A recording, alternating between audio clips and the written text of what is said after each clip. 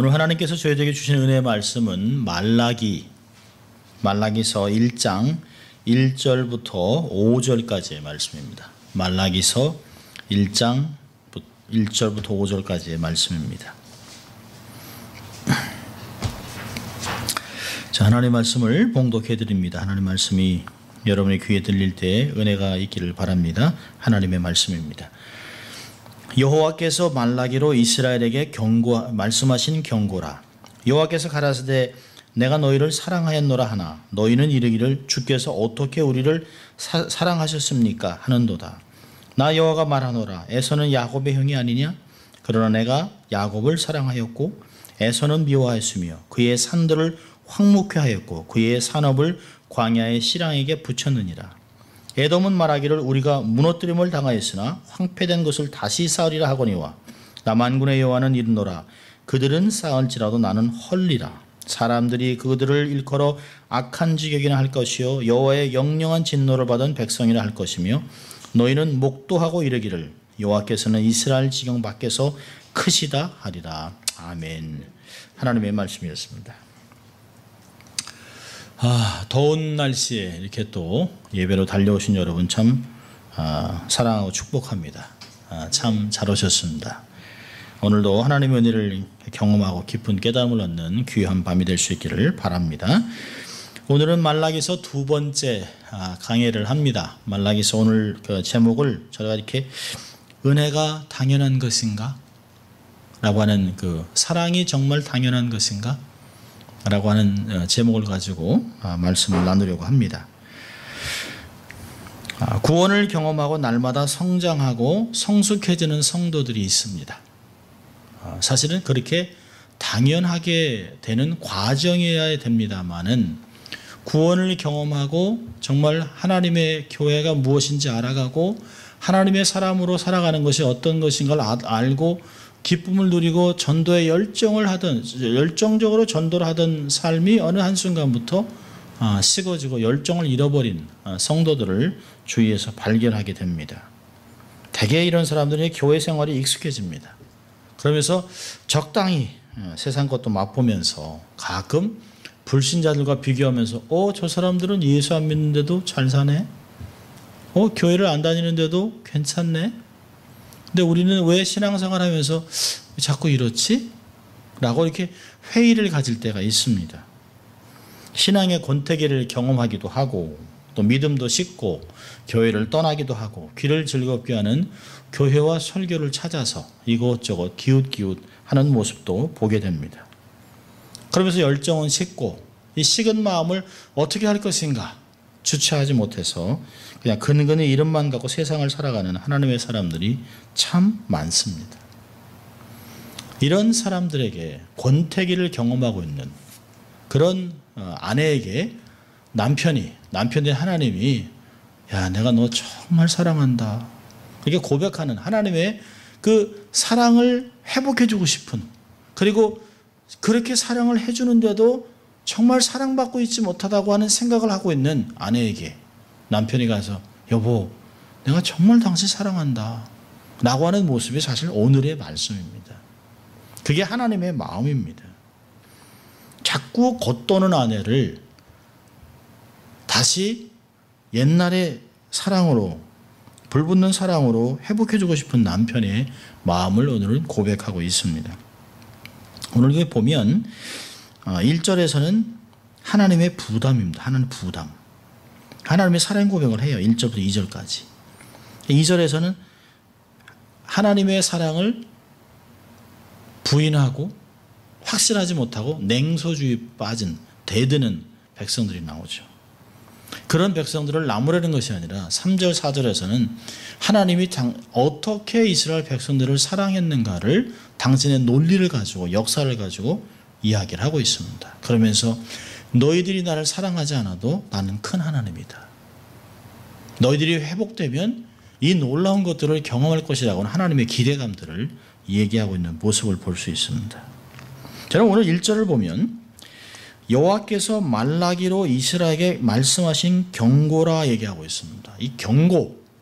이 경고라고 하는 단어는 참 재밌습니다. 마사라고 하는 단어인데요. 이 말은 부담이란, burden이라는 뜻입니다. burden. 하나님이 야! 이렇게 나오신 것이 아니에요. 하나님이 이렇게 눈치를 보신 거죠. 백성들을 보면서 얘들이 왜 자꾸 이렇게 겉도나? 왜 이렇게 자꾸 이렇게 자기의 신분을 잊어버리고 이렇게 세상 사람들하고 살지? 왜 저러지? 라고 하면서 그들을 향한 하나님의 불붙는 사랑을 부담으로 나타내는 것입니다. 그러니까 하나님께서 당신의 존재를 잃어버리고 살아가는 불쌍한 언약의 백성들, 또 자기들은 어떤 사람인지도 모르고 살아가며 세상에 기웃기웃하고 있는 그 사람들을 보면서 저 어떡하나, 참 저 녀석들을 어떡하지? 라고 하는 부모의 밤잠을 설치는 부모의 마음, 어떤 면에서는 회복시켜주고 싶은 아버지의 마음을, 당신의 아픈 마음을 표현하고 있습니다. 자기가 대가를 지불하고 산 언약 백성들을 어떻게 하지 회복하고 싶다라고 하는 하나님의 부담을 이야기하고 있습니다. 여러분, 사실 이 부담이라고 하는 참 좋은 것입니다. 바울이 그러잖아요. 나는 헬라인이나 이방인이나 로마인들에게 다 빚진 자라라고 얘기합니다. 내가 복음을 전하지 않으면 내가 정말 화로다라고 얘기했습니다. 예레미야 선지자도 그랬습니다. 하도 백성들이 말을 안 들으니까 내가 이제 더 이상 여호와를 선언하지 않겠다 라고 했지만, 그러면 그 안에서, 내 안에서 불붙는 열정을 어찌할 수가 없다는 것이에요. 그래서 또 눈물을 흘리고 하나님의 사랑을 전한다는 것이죠. 정말 나의 마음이 불붙는 것 같아서 골수에 사무치니 답답하여 견딜 수가 없다라고 예레미야가 자기의 부담을 이야기합니다. 여러분, 부담은 뭘까요? 사명감입니다. 부담은 부르심입니다. 어떤 사람들은 가난한 사람들을 보면 마음이 막 동합니다. 장애인들을 보면 마음이 막 동해요. 어린아이들을 보면 가슴이 막 뜁니다. 뭐 이런 것들이에요. 교회를 지나가면서 보면 가슴이 뛰어요. 저는 목사라 그런지 차를 타고 지나가면서 교회 비슷한 십자가만 보면 다 축복하고 지납니다. 하나님 저 교회도 축복 주세요. 또 이 교회도 건강하게 잘 자랄 수 있도록 도와주세요라고 이야기를 합니다. 교회만 보면, 십자가만 보면 가슴 뛰는 건 어쩔 수 없어요. 이게 부담이라고 얘기하는 것이죠. 하나님이 이 말라기를 통해서 이스라엘 백성들을 법정으로 데리고 와요. 법정으로 데려서 고소를 하지만 그걸 벌을 주고 때리려고 하는 게 아니라 어떻게 하든지 좀 대화 좀 하자. 다시 한번 회복해보자. 정말 너희들이 어떤 사람들이니? 라고 하는 것들을 이야기하고 있습니다. 이 부담이 어떻게 나타납니까? 2절에 보니까, 2절 우리 같이 읽죠. 시작. 여호와께서 가라사대 내가 너희를 사랑하였노라 하나. 거기까지. 내가 너희를 사랑했다. 하나님이 사랑 고백을 합니다. 하나님의 첫마디가 내가 너도 사랑한다 이렇게 얘기합니다. 전능하신 하나님께서 당신의 백성들에게 사랑해, 정말 사랑해 라고 고백하고 있습니다. 이 사랑 고백을 하면서 하나님이 이야기를 합니다. 이 사랑한다라고 하는 단어, 아합이라고 하는 단어는 조건적인 사랑이 아니에요. 조건이 없는 언약적인 사랑을 이야기합니다. 내가 너를 사랑했다라는 것은 내가 태어나면서 그때부터 지금까지 내가 어떤 잘못을 했어도, 네 과거에 어떤 삶을 살아서도, 지금 그냥 시궁창에 있다 할지라도, 진흙탕에 죄구덩이 있다 해도 나는 여전히 너를 사랑해 라고 하는 것입니다. 이게 우리 부모의 마음 아니겠습니까? 자식들을 보면서 어떤 땐 자식이 잘 자랄 때도 있지만 삐딱선을 탈 때도 있습니다. 그런데도 불구하고 난 너 사랑한다, 가슴앓이 하는 그런 이야기를 이야기하고 있습니다. 너희는 나의 백성이 되고 나는 너희의 하나님이 되리라고 하는 언약의 사랑입니다. 영원한 관심, 영원한 보호, 영원한 인도를 뜻하고 있습니다. 예레미야 31장 3절에서는 이런 말씀하고 있어요. 나 여호와가 옛적에 이스라엘에게 나타나 이르기를 내가 무궁한 사랑으로 너를 사랑하는 고로 인자함으로 너를 인도하였다 하였노라. 열정이 식은 아내에게 부드럽게 다가오는 하나님의 마음을 읽어야 합니다. 열정으로 식어서 신앙생활을 제대로 하지 못하고 있는 성도들을 향해 하나님이 다시 하자라고 하는 이야기입니다. 다시, 너 이렇게 나오면 그냥 나 버려. 너 그냥 잘라버릴 거야. 칼을 든 알라하고는 달라요. 아무 관심도 없는 그런 신들하고는 다릅니다. 끊임없이 당신의 아들 예수 그리스도를 내어준 그 하나님이 지금도 찾아오셔서 지금도 말씀하시고 그 말씀하신 하나님이 내가 너를 사랑한다 라고 하는 그런 말씀을 다가온다는 것이에요. 자, 이 말씀이에요. 그 2절 하반기를 보면 이런 말이 있어요. 내가 너를 사랑했다라고 하나 너희는 이르기를 주께서 어떻게 우리를 사랑하셨습니까? 라고 한다는 것이에요. 하나님의 사랑을 의심하고 원망하는 백성들입니다. 냉소주의. 사랑은 무슨 사랑? 그런 이야기입니다. 아니, 당신 진짜 나 사랑해? 사랑은 무슨? 그런 표정입니다. 냉소주의와 또 어떤 면에서는 대드는 모습입니다. 신앙의 냉소주의를 경계해야 합니다. 우리는 가끔 하나님의 사랑도 콧방귀를 띌 때가 있어요. 많은 영적인 지도자들의 헌신과 기도와 눈물로 내가 여기 있음에도 불구하고 나는 평생 목사한테 은혜 못 받았다고 생각합니다. 나는 평생 교회에서 은혜 받아본 적이 없어라고 이야기합니다. 아니, 그렇지 않죠. 우리는 가끔 그러한 모습대로 삶을 살아갈 때가 있어요. 하나님의 사랑 고백에 사랑의 선포의 백성들이 무서운 냉소지로 반영하고 있습니다. 주님이 우리를 사랑했다고요? 아이고, 그렇게 사랑했다면 우리가 이랬습니까? 라고 이야기하고 있습니다. 마치 하나님이 나를 사랑하신다는 결과가 이거예요? 라고 얘기하고 있습니다. 여러분, 사실 말라기는 언제일까요? 느헤미야 시대와 같아요. 그래서 와서 성전이 건축되고 재건축이 됐어요. 성벽이 다 재건축됐습니다. 자기들이 70년 동안 정말 고토에 돌아오고 싶고 하나님께 예배드리고 싶고 정말 그래서 백성들이 그 바벨론에서 야, 니네들 신한테 얘기했던 노래 한번 불러봐. 그러니까 그들이 우리가 어찌 이방인들을 위해 하나님을 향한 노래를 부를 수 있겠는가. 시편 126편에서 그런 얘기를 했어요. 우리가 어떻게 그런 노래를 하겠는가. 그래서 모든 악기를 나무에다 걸어놨다는 거예요. 내가 이 땅에서 우상으로 가득 찬 나라에서 우리가 전능하신 하나님을 어떻게 찬양할 수 있겠냐. 마음이 아프다는 거예요. 그때 우리가 예배드렸던 그 하나님께 돌아가고 싶다. 근데 하나님이 70년이 마치거나 그들을 다 고토로 돌아왔어요. 돌아왔는데 백성들이 처음에는 너무너무 감사했죠. 근데 세월이 지나면서 하나 변한 거 없네? 이러고 나는 거죠. 차라리 바벨론에 있을 때가 더 좋았구만.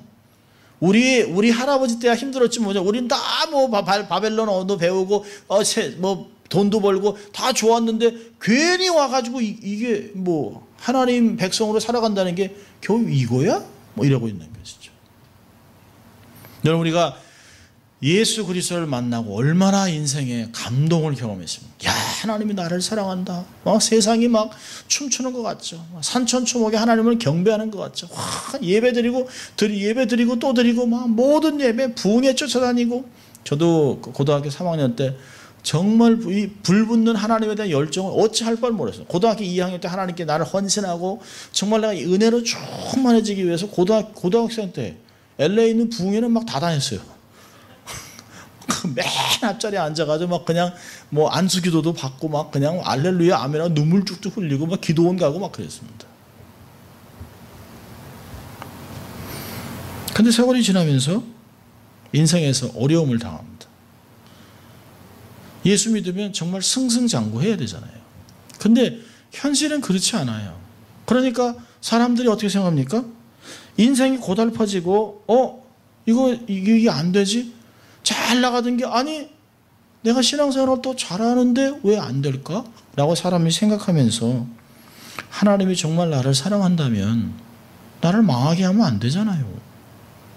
하나님이 정말 나를 사랑한다면 내가 스트로크가 생기면 안 되잖아요.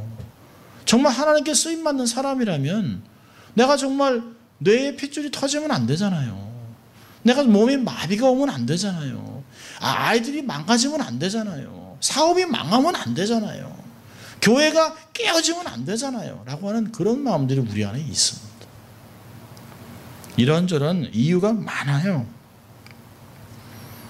정말 세상과도 변할 수 없는 어떤 것도 바꿀 수 없는 영생을 하나님께 약속으로 받고 그거 누리고 살아가면서도 우리는 삶에서 조금 어려움을 통해서 하나님이 정말 나 사랑할까? 우린 좀 더 나가면요. 내가 뭘 잘못했길래 하나님께 이렇게 맞지? 정말 하나님이 나를 조건 없는 사랑으로 하는 게 맞나? 아니면 내가 하나님께 조금 더 잘해야 될까? 그래서 내가 11조 좀 더 얹어드릴까? 아니면 또 자식을 하나님께 바쳐? 아니면 내가 신학교를 갈까? 이렇게 생각들을 자꾸 바꾼다는 것이에요.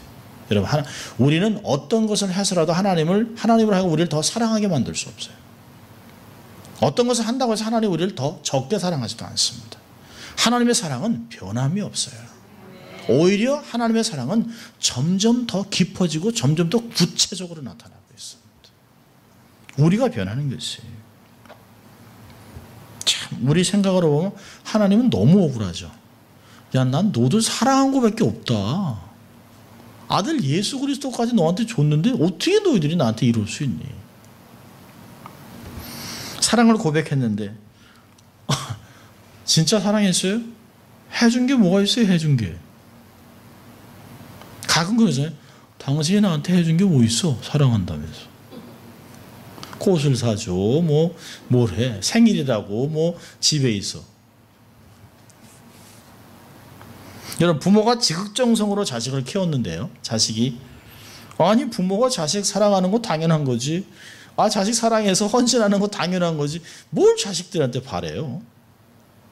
아니 부모가 그렇게 얘기하면 괜찮아요. 부모가 에이 너희들 내가 사랑하니까 너희들 희생하지만 괜찮다. 너희들 뭘 바라겠냐. 근데 그걸 거꾸로 자식이 아니 이제까지 부모인데 당연한 거죠. 그걸 뭘 바라세요.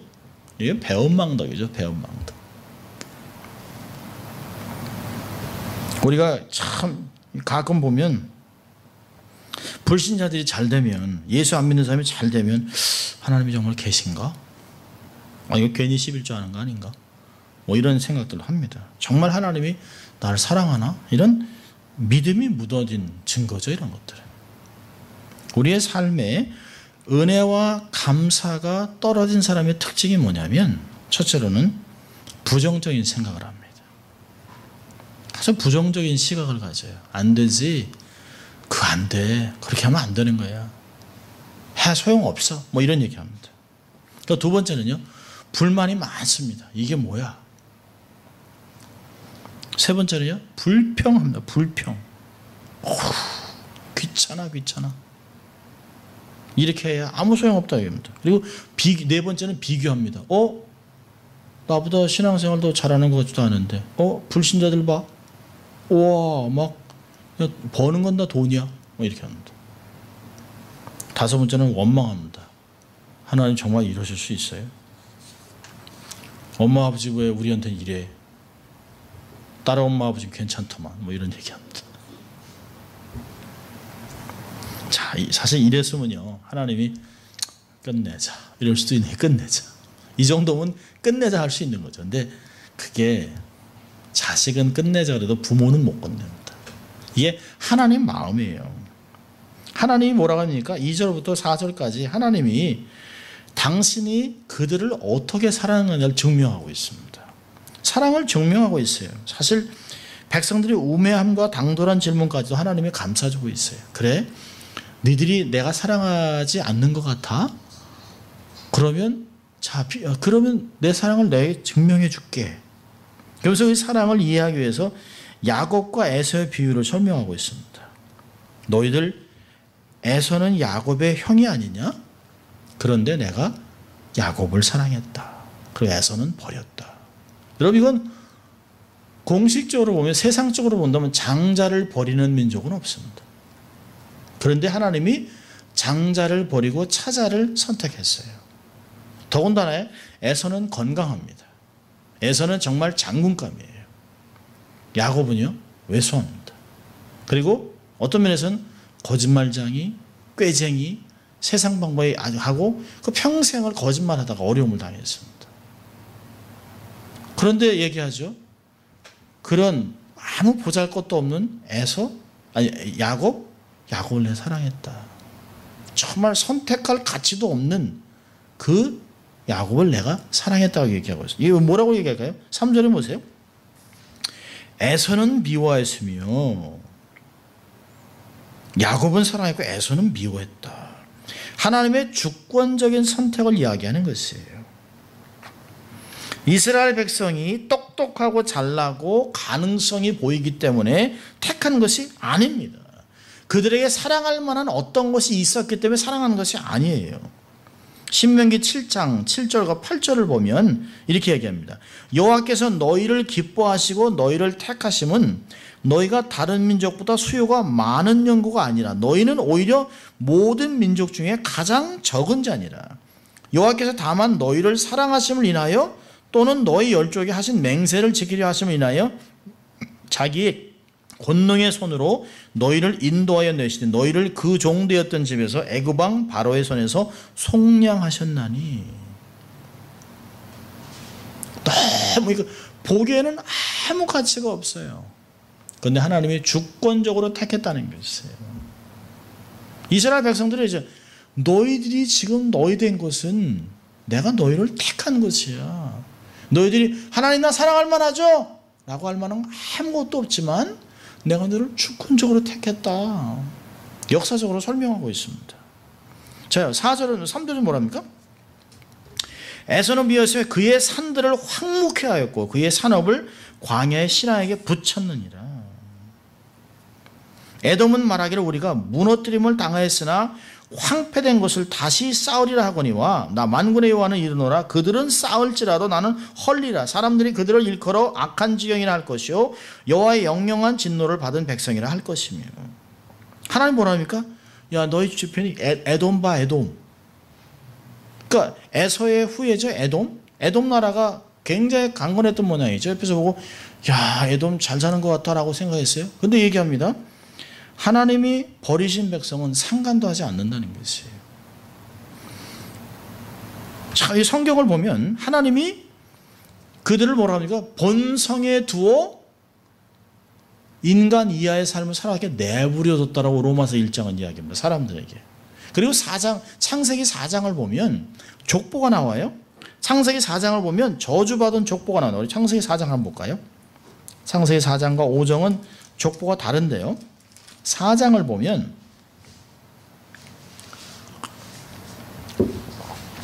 4장 16절부터는 가인의 자손입니다. 가인, 에녹, 라멕, 야다 그 사람들의 직업이 뭐냐라고 하는 걸 얘기했지만 그들은 이 땅에서 몇 년을 살았는가를 전혀 기록도 하지 않습니다. 자, 그런데요 5장으로 넘어가면 5장에는 아담 자손의 계보입니다. 또 셋의 계보를 얘기하면서 6절부터 보면 셋은 105세에 에노스를 낳았고 에노스를 낳은 후 807년을 지내며 자녀를 낳았으며 그가 912세를 향유하고 죽었더라. 이게 아담 자손의 계보에 나와 있는 특징입니다. 몇 살에 누구를 낳고 그리고 몇 년을 지내고 자녀를 낳고 그리고 몇 년까지 향수하다 죽었다. 여러분 그 저주받은 가인의 자손과 축복받은 선택된 백성들의 족보의 다른 점은 뭘까요? 하나님이 선택된 백성들의 삶을 하루하루 기억하고 있다는 것이에요.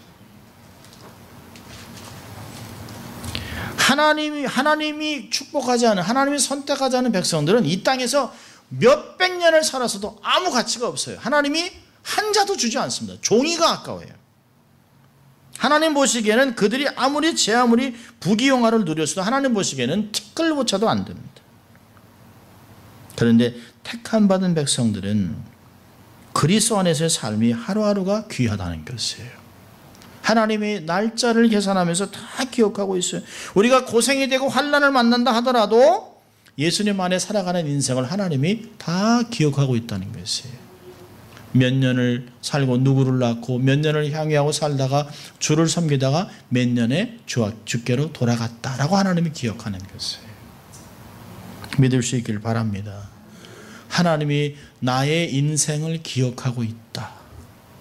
나의 삶을 불꽃 같은 눈으로 들여다보고 있다. 나는 내가 모르지만 하나님은 큰 그림을 보시잖아요. 사람의 처음부터 끝까지 한눈에 다 보고 있다라고 잠언서 5장 25절은 이야기합니다. 사람의 발걸음이 자기에게 있지 않다. 이사야 10장에서 얘기하고 있어요. 내 인생이 내 마음대로 되는 게 아니라는 거예요. 하나님이 다 보고 있다는 것이에요. 그리고 다 기억하고 있습니다. 본문에 보면 얘기하잖아요. 에돔은 순간순간 볼 때 번창하는 것 같지만 보라는 거예요. 역사를 보라는 거예요. 그들이 정말 살아있는가. 여러분 바벨론 번창했어요? 그러나 지금 보십시오. 이라크.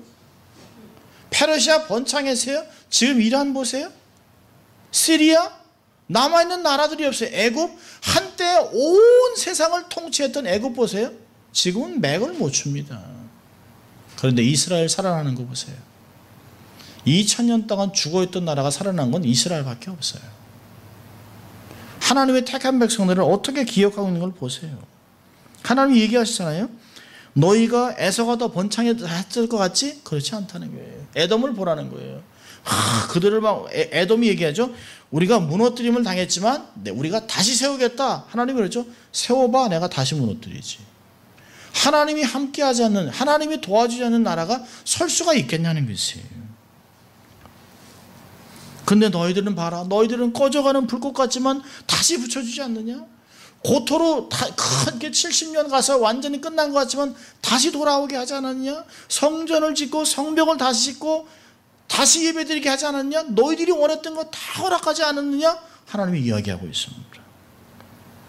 너희가 정말 너희가 망한 것 같지만 포로 가운데서도 건재하고 지금도 보호하고 있지 않느냐? 내가 너희를 사랑하는 것 이거 보면 알 수 있지 않냐라고 얘기하고 있습니다. 이것이 하나님의 논리입니다. 논리. 하나님 없는 백성은 우리가 잠깐 보면 우리보다 빨리 가는 것 같아요. 잘 되는 것 같습니다. 주일에 정말 주일에 우리는 돈 안 벌고 그들은 돈 벌잖아요.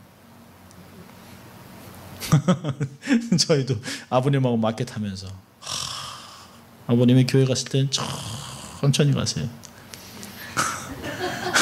예배 마치고는 불이 나게 가게로 오십니다. 그리고 가게를 열어요. 그래서 주일날은 일찍 닫습니다. 그러니까 예배 드리고 교회 가게가 와야 한 5시간밖에 안 되거든요. 근데 5시간에 버는 그 돈이 아버님은 너무 아까운 거예요. 일단 예배 드렸다는 거예요. 그래서 제가 아버님한테 6개월만 닫아보죠. 3개월만. 그래도 안 되면 그냥 여세요. 아버지 목사 아들이 둘이 목사입니다. 전도사입니다. 근데 아버님이 그렇게 해보자 그랬습니다. 한 달 되시면서 불평하시는 거예요. 근데요 한 달, 2달 되니까 사람들이 이 가게는 주일날 문 닫는구나 하고 토요일날 사러 와요. 그리고 어떤 사람은 주일날 문 닫는다 그러니까 굿 아이디어 그리고 크리스천 굿 크리스천 뭐 이러는 거예요. 여러분 당장 손해보는 것 같지만 그렇지 않아요. 하나님 우리가 손해보는 것에 대해서 다 보상해 주십니다. 예수 안 믿는 자들은 시간만 되면 여가를 즐기잖아요. 우리 맨날 교회 와서 찬송 드리고 똑같은 거 바보 같죠? 예수 안 믿는 사람은 주일날 공부 열심히 합니다. 막 도서관 가고 막 그냥. 그런데 우린 교회에서 찬송만 부르고 공부도 뒤지는 것 같아요. 순간적으로 볼 때는. 그러나 큰 그림을 보면 그렇지 않습니다. 하나님이 자기에게 헌신하고 자기를 사랑하고 자기에게 정말 전심으로 자기를 바라본 자에게 하나님의 능력을 베풀어 주신다. 하나님 말씀하셨어요. 역사를 확장해서 보면 악인들은 다 망하지만 믿는 사람들은 여전히 남아서 전진하고 있습니다. 예수 안 믿는 사람은 전진한다고 전진해요. 그리고 자기가 하겠다고 애를 씁니다. 내 마음 열심히 내가 쌓겠다고 하더라도 하나님 뭐랍니까? 나 만군의 여호와는 이르리라 그들은 쌓을지라도 나는 헐리라. 하나님이 무너뜨리는데 어떻게 살아나겠습니까? 하나님을 대적하는 사람은 다 망하는 것이에요. 하나님은 공의의 하나님이 하나님을 대적하는 백성들을 반드시 징계합니다. 반면에 예수 믿는 사람들은 느린 것 같아요. 바보 같아요. 답답해요. 아이고 이래 이야기합니다. 어떤 분이 그래요. 아니 그렇게 52주를 가야 돼? 막 이럽니다. 꼭 그래야 되냐고 얘기합니다. 근데 하나님 말씀을 그대로 순종하다 보면 지나보면 앞서가 있습니다. 잠언서 3장 5절 6절은 이렇게 얘기합니다. 너는 마음을 다하여 여호와를 의뢰하고 내 명철을 의지하지 말라. 너는 범사에 그를 인정하라. 그리하면 내 길을 지도하시리라. 아멘이죠. 너무나 맞는 말씀이죠. 하나님 뭐라고 합니까? 5절에 보니까 4절에 그러죠. 그들의 결국은 악한 지경이라. 여호와의 영영한 진노를 받은 백성이라. 이렇게 될 거라는 거예요. 지금 잘 나가는 것 같이 내가 치면 망한다. 너희들은 내가 안 치지 않냐. 매만 들을 뿌리지 버리지 않지 않냐라고 얘기합니다. 그래서 5절에 뭐라 합니까? 5절 같이 씁니다. 말라기 3장 1장 5절에 너희는 목도하고 이르기를 여호와께서는 이스라엘 지경 밖에서 크시다 하리라. 예, 너희들이 사실 이 원문을 보면 너희들은 너희들의 눈으로 보게 될 것이다. 내가 이스라엘 지경 밖에서 얼마나 큰 하나님인지 너희들은 보게 될 것이다.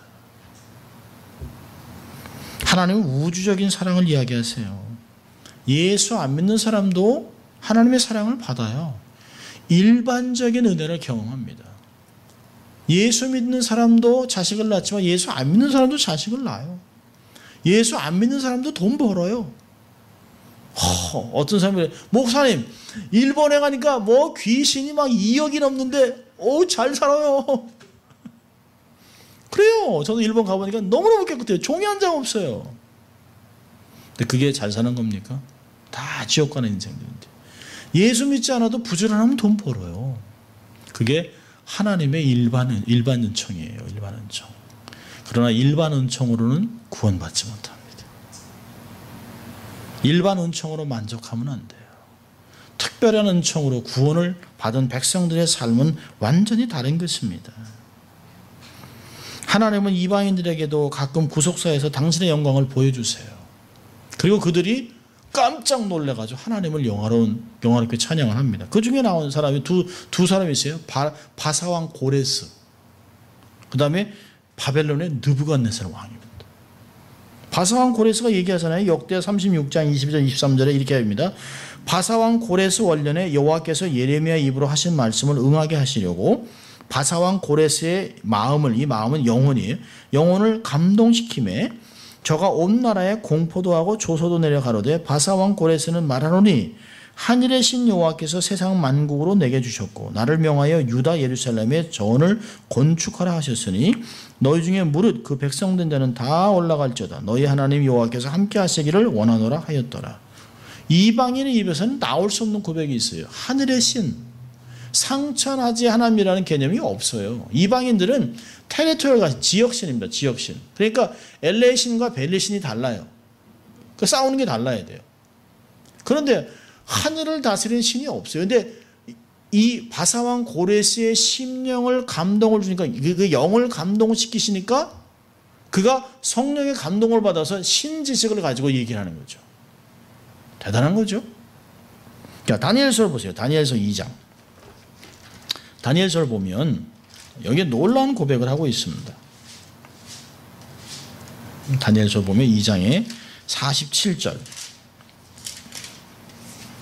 다니엘이 보면 이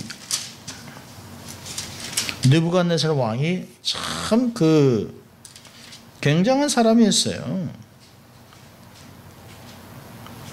근데 이 꿈을 다 해석해 주니까 깜짝 놀라요. 자기 나라에 있는 모든 박사들이, 모든 점쟁이들이 모든 이 꿈을 해석 못 하는데 척척척척 꿈을 해석해 줍니다.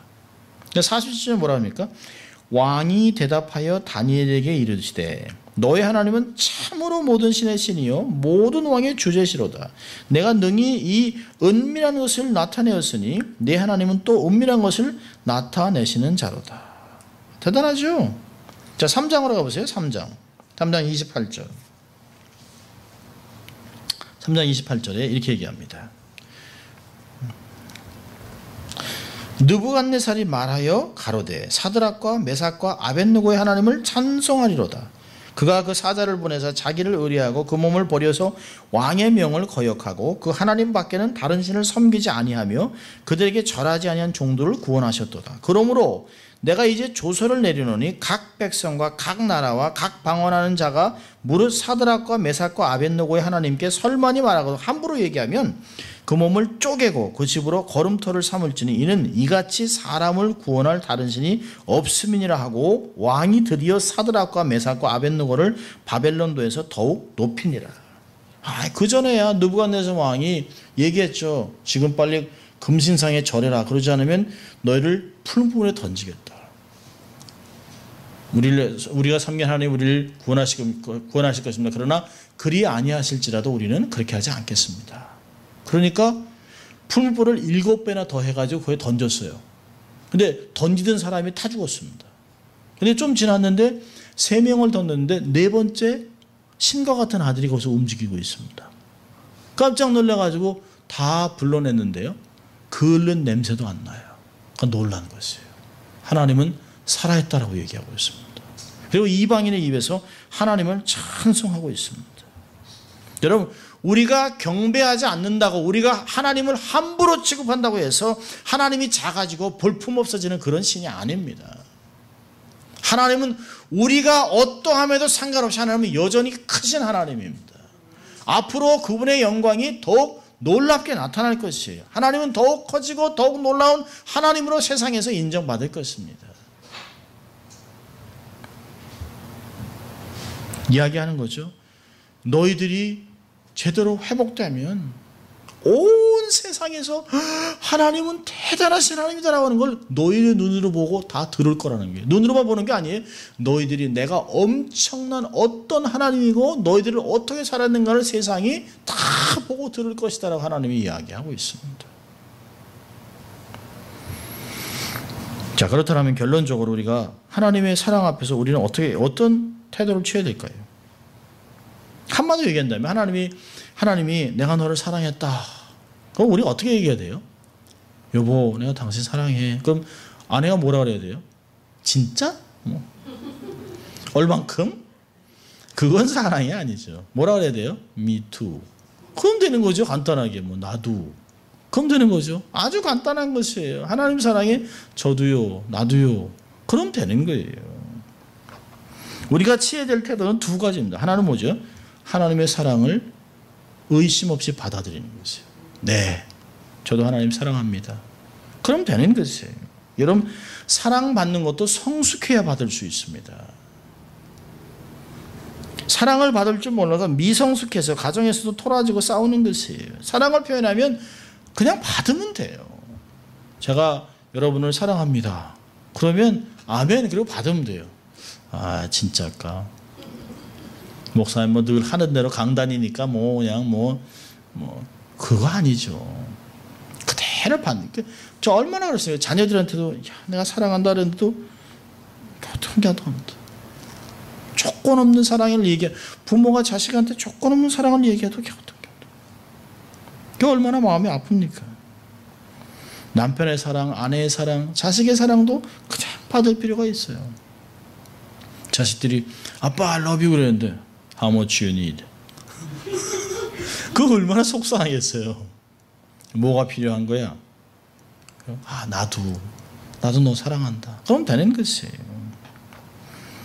정말 우리를 불꽃 같은 눈으로 사랑하는 그 하나님의 사랑을 그냥 받아들여야 되지 않겠습니까? 성숙한 자들은 사랑을 받을 때 달라요. 이들은 어떻게 할까요? 일단 사랑을 깨닫습니다. 그리고 느껴요. 그리고 감사합니다. 그리고 어떻게 은혜를 갚을 수 있을까라고 생각합니다. 그게 성숙한 사람들이에요. 사랑을 받고 느끼고 깨닫고 감사하고 나도 사랑을 더 해줘야지, 이런 마음들이 있어야 되는 것입니다. 여러분, 부모의 사랑을 일찍 깨달으면 곁길로 나갈 자식이 하나도 없습니다. 신앙으로 얘기한다면 신앙으로 철이 들면 삐딱선을 탈 이유가 하나도 없습니다. 신앙에 철이 들면 하나님의 사랑을 가장 받아들일 수 있습니다. 우리의 고백은 우리가 우리 된 것은 하나님의 은혜라고 하는 것입니다. 우리가 먼저 사랑한 것이 아니잖아요. 요한복음 15장 16절을 보면 너희가 나를 택한 것이냐 내가 너희를 택하여 세웠다. 고린도전서 4장 7절에서 뭐라고 합니까? 누가 너를 구별하였느뇨? 내게 있는 것 중에 받지 아니한 것이 무엇이뇨? 내가 받았은즉 어찌하여 받지 아니한 것이 자랑하느뇨? 세상에서 내게 있는 것 다 내가 준 건 아니야. 하나님 얘기하세요. 세상에서 내가 가지고 나온 게 하나도 없잖아요. 빈손 들고 왔단 말이죠. 근데 세월이 지나면서 조금 쥐었던 것, 그 잃어버린 것에 대해서 막 힘들어합니다. 존 벤턴이라는 돌아가십니다. 그 목사님이 이렇게 말씀했어요. 그리스도인들이 겪는 영적인 문제의 대부분은 하나님께서 그들을 정말 사랑한다는 사실을 확실히 모르기 때문에 발생한다. 맞죠? 하나님께서 우리를 사랑한다는 확신이 없기 때문에 마구마구 흔들리는 것이에요. 로마서 8장을 보세요. 누가 어떤 것이 무엇이 우리를 사랑하는 그리스도의 사랑에서 우리를 끊으리요. 하나님이 함께 하시면 우리는 정말 넉넉히 이길 수 있다.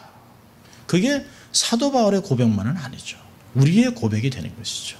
하나님이 함께 하시는데 내가 뭐든지 할 수 있다라고 하는 것입니다.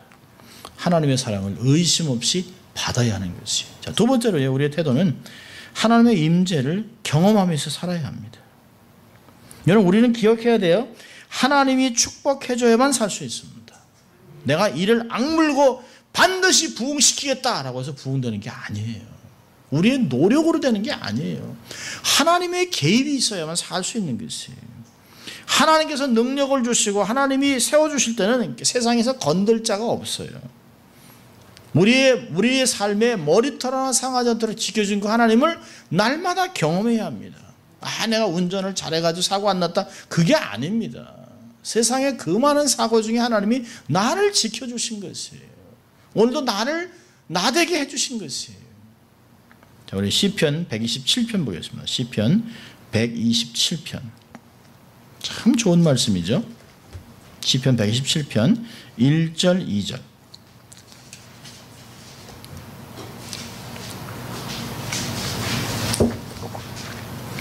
우리가 좀 마음에 새기고 이런 넉넉함을 갖고 있을 필요가 있습니다.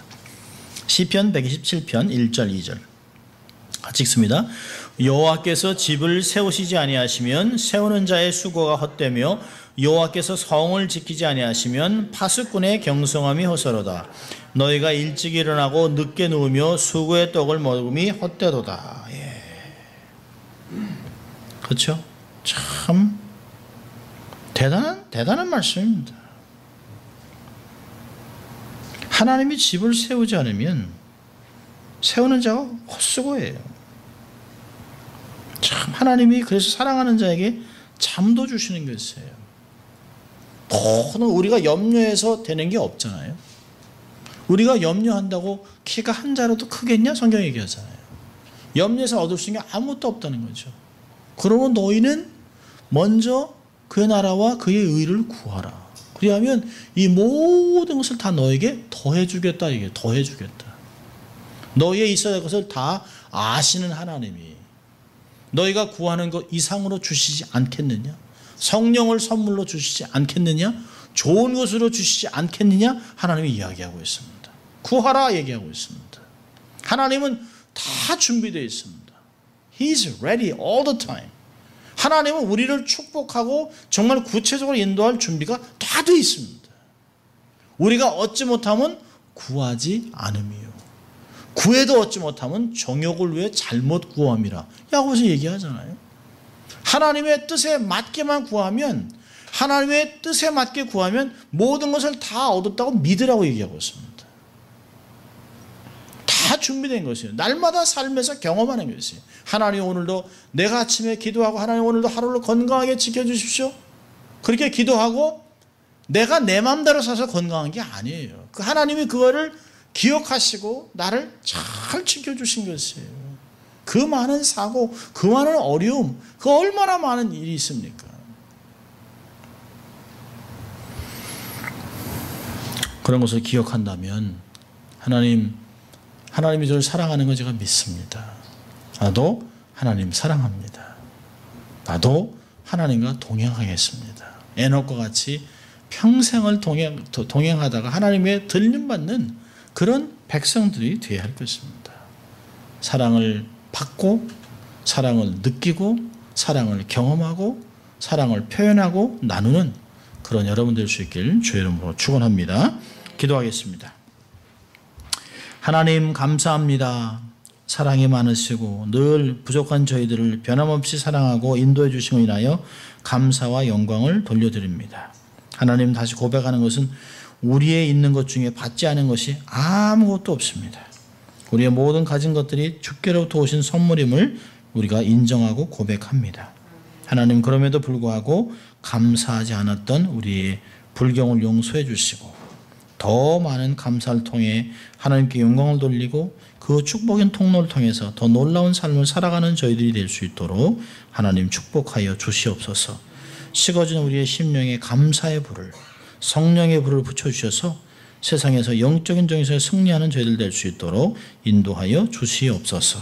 감사하고 예수님 이름으로 기도합니다. 아멘.